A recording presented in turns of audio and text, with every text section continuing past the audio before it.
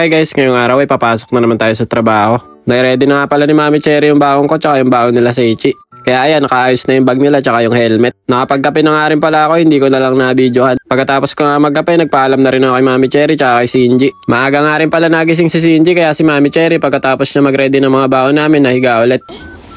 Bye-bye daddy. Bye-bye daddy. Bye-bye daddy.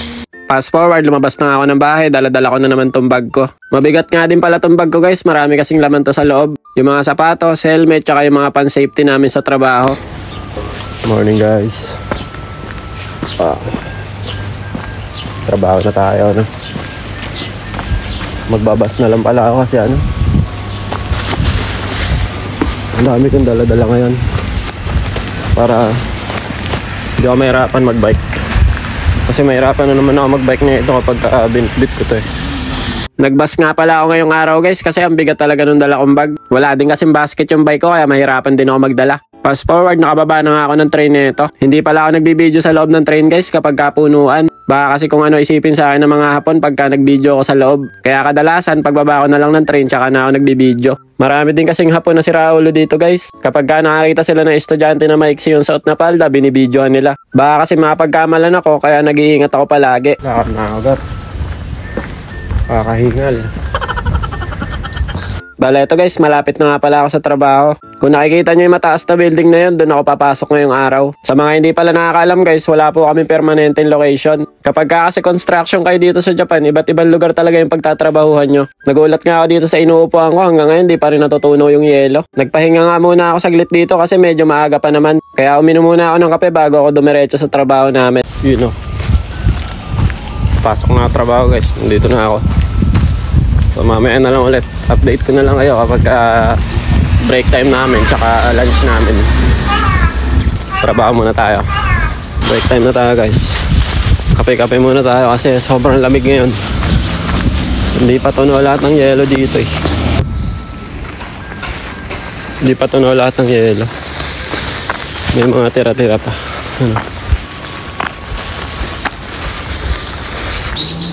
Bili tayong kape. Ito. Ayan. Sandaan to guys. Oh. 100. Hulog natin. Ito. Para lang naglaro.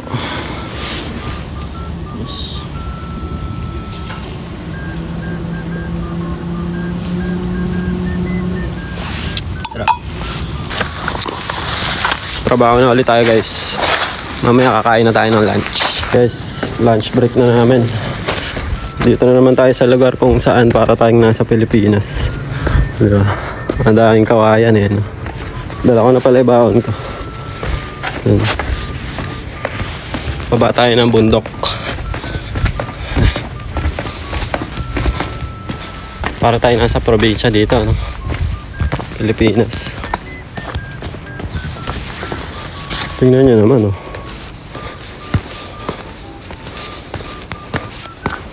Ang taas. Ang daming kawayan. May snow pa oh.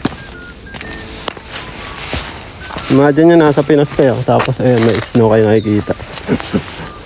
Ang tindi no. Dumaan nga muna pala ulit ako ng mini stop guys para bumili ng maliit na kapramen. Ang lamig kasi ng panahon ngayon kaya kailangan may sabaw ulit tayo. So ito pala yung baon natin guys. Yan. Bumili ako ng maliit na sabaw na cup ramen. Yan o. Tapos lemon tea sa inumin natin. Yan. Kain tayo guys. Ham na may cheese.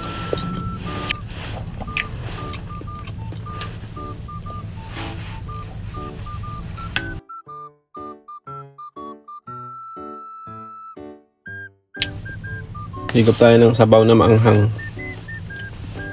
Ano?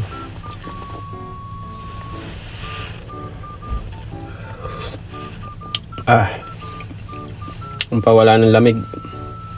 Malamig kasi. Mainit na sabaw.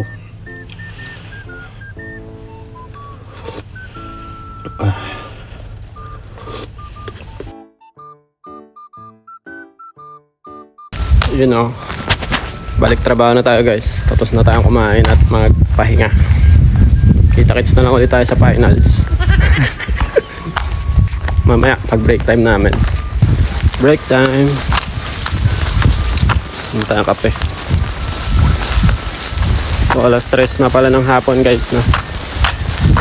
Hanggang 3:30 break time namin. Tapos 3:30 hanggang alas 5 trabaho, tapos uwi na.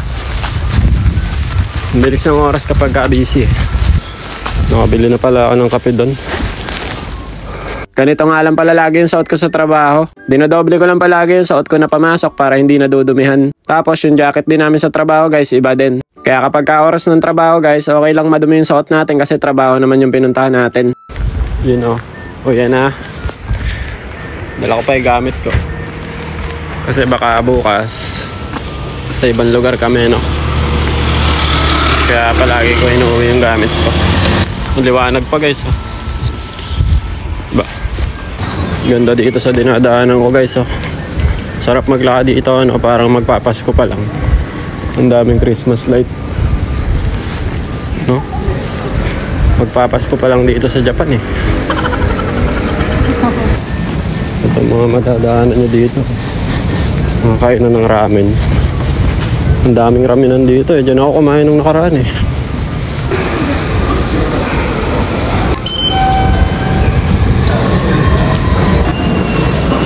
Sakay na tayo ng train.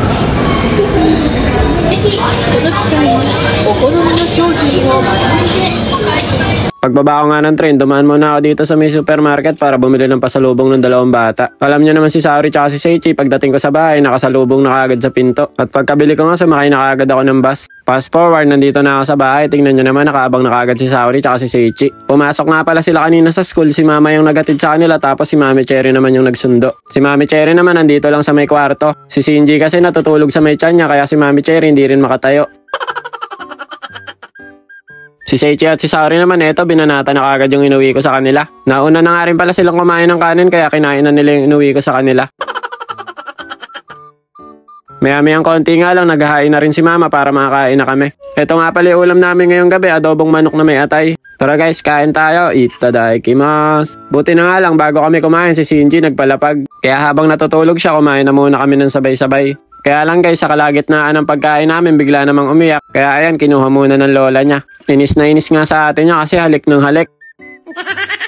So paano guys, hanggang dito na lang muna. Kita-kits na lang ulit next video. Tane, matane, arigatou gozaimasu. Ngek, ngek, ngek. Bye-bye.